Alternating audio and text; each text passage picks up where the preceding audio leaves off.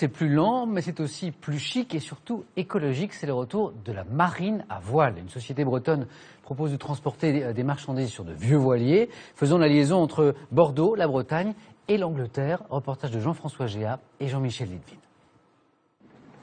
Quand Bordeaux renoue avec son histoire, comme aux plus belles heures du port maritime, 4000 bouteilles de vin sont chargées à bord de ce vieux gréement.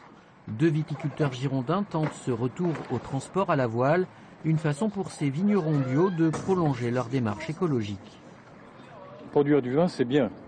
Mais après, par rapport au carbone, par rapport à ceci, vous êtes hors norme, donc vous êtes comme tout le monde. Donc ce qu'il faut, c'est faire des expériences. Et là, il y a une belle expérience. Une expérience lancée depuis 4 ans par une société brestoise qui affrète de vieux voiliers. Quand ils ne promènent pas les touristes, le biche se transforme en cargo. Restauré par une association bretonne, cet ancien tonnier des années 30 a quitté Lorient vendredi, direction l'Île-Dieu, puis Bordeaux, pour faire le plein de marchandises. On a droit à une dizaine de tonnes à bord du bateau.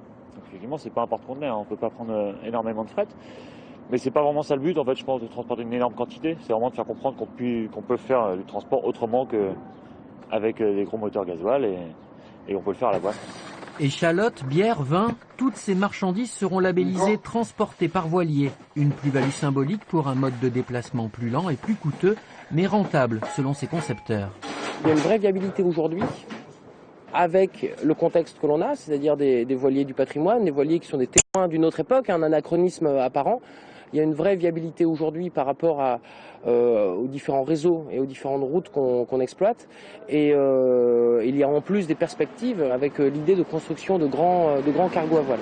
Le vin de Bordeaux et les autres marchandises seront déchargés à Nantes et repartiront vers l'Angleterre à bord d'un autre voilier cargo.